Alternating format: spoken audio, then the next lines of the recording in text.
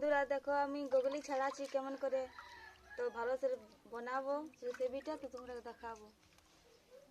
তো দেখো কি কি মশলা দিবে, তো দেখো তোমরাকে দেখান। পেঁয়াজ দিবে, তো রসুন দিবে, মরিচ দিবে, জিরা গুলকি, ধনিয়া, এইগুলো পুরো মিক্স করে বাটিয়ে নেবে মেহিয়া, সে লেগে এইগুলো বাটি উঠাইলি। দেখো মশলা বাটছি, গুগলিটা বানাবো, তো দেখাবো তোমরাকে। দেখো গুগলিটা জলটা মরতে দিচ্ছি, জলটা পুরো এক্সট্রানি জলটা বেরিয়ে যাবে, তারপর দিয়ে ভাজবো, সেটাও তোমরাকে দেখাবো। তো এটা লাড়ে চাড়ে জলটা বাইর করে, তো দেখো ফার্স্টে তেল দিবে, তেলটা তাতে গেল, আবার পেঁয়াজটা ছাড়লে পেঁয়াজটা ভাজবে লাল করে, লাড়ে চাড়ে ভাজবে। এই দেখো পেঁয়াজটা লাল করে ভাজবে, গুগলিটা ছাড়ে দিলে গুগলিটা পেঁয়াজটা একের সঙ্গে ভাজবে, ভাজে লাল করবে। এই দেখো গুগলিটা আর পেঁয়াজ দেখে সঙ্গে মেশান দিলি, গুগলিটা ভাজান গেল। তো এবার বিলাতিটা ছাড়ব,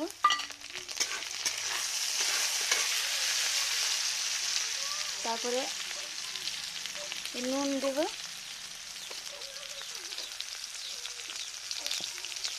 তারপরে হলুদটা দেবে, লাড়ে চাড়িয়ে নেবে, লাড়ে চাড়ে হলুদটা সেন্টার বগিচায় নিয়ে তারপরে মশলাটা দেবে।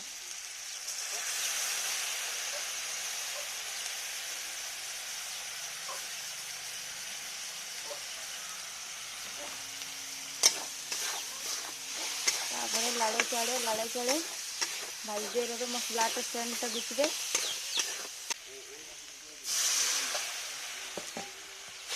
পুরা ভাজবে মশলাটা, তো ज़्यादा ভালো টেস্টি বনবে। আর হালকা ভাজলে গেলে মশলার সেন্ট গমকে তো ভালো লাগে না, না সে লাগে মশলাটা যত ভাজবে তত ভালো লাগবে। তারপরে ডবকা নিয়ে নামাবো। এই দেখো ভাজা হয়ে গেল, এবার জলটা দিয়ে অল্প ডবকাবো, আর তেজপাতাগুলো দিয়ে দেবো, সেন্ট করবে, সেন্টটা ভালো গমকিবে। তো আমার ফাইনালি গুগলি রেসিপি বনে গেল,